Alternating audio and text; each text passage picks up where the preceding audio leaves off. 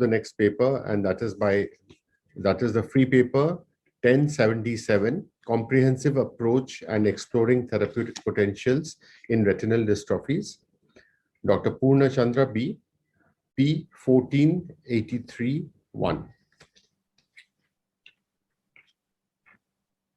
So, good afternoon, everyone. Hope my slides are visible.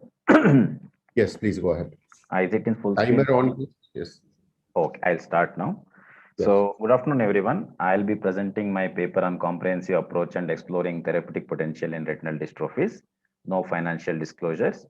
As we all know, like field of genetics is evolving at a very high pace, and eye is the second only to the brain as an individual organ in its frequency of involvement with genetic disorders, and almost 50% of pediatric blindness will have genetic etiology.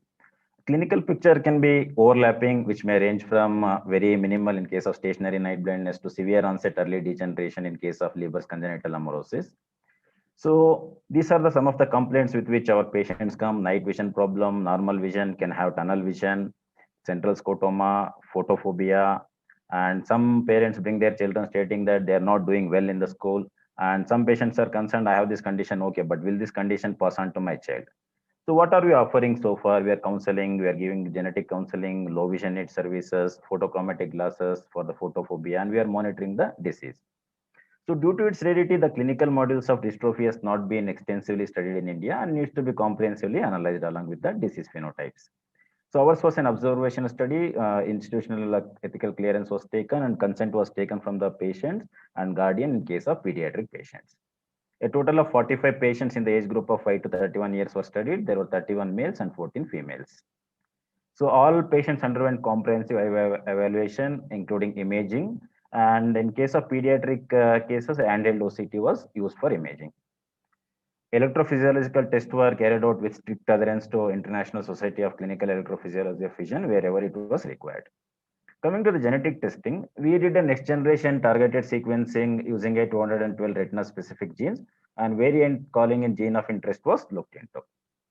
So we found 45 different pathogenic mutation in all 45 patients, and some of the one which is highlighted in red were unreported. So among these 9 mutations were unreported. These nuclear changes were not present in 100 normal controls we analyzed. 36 variants were previously associated with retinal dystrophies. So we had 9 novel mutations with existing spectrum of gene mutation identified in Indian subgroups. So it provides further information on genotype and phenotype correlation. So what does all this means to patient? Any study, eventually patient should benefit. So let me explain the same by giving these two case example. Both these patients presented with blurred vision. Fundus looked normal clinically. When you do data fluorescence, first patient had subtle changes in the foveola and OCT showed subfoveal cavitation. When you did an ERG, dark adapted tests were completely normal. If you look at it, the light adapted responses, it was unrecordable. The second case had more obvious atrophic changes in the autofluorescence. OCT showed foveal thinning with outer retinal loss.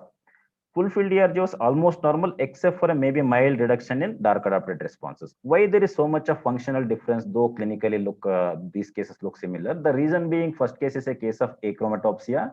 This patient had a mutation in GUCY2D gene, which is a stationary disorder. Patient is born like that and is going to live like that. We need to counsel him and we need to plan his career accordingly. The second case is early Stargardt's and he had a mutation ABCA4 gene. Though functionally it looks better now, it's likely to progress and we can take multiple preventive measures like avoiding bright light, avoiding vitamin E supplements, which to an extent avoids progression.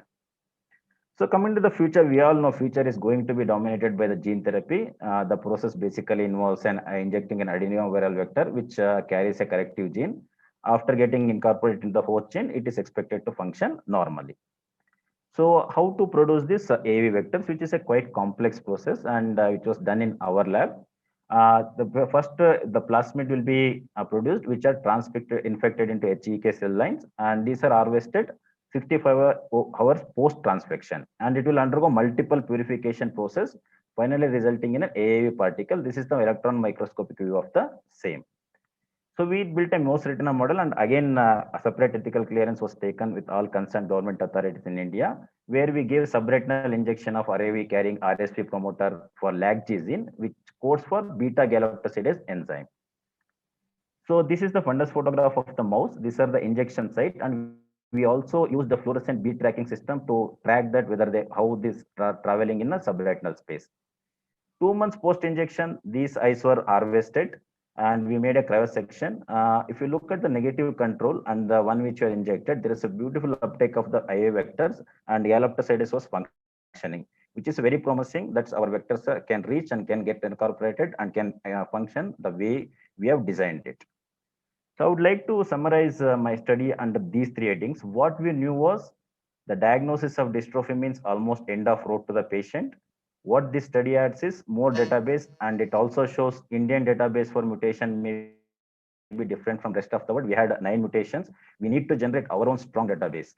And subtle changes can make a big difference in patient management, as we saw in those 2 case example.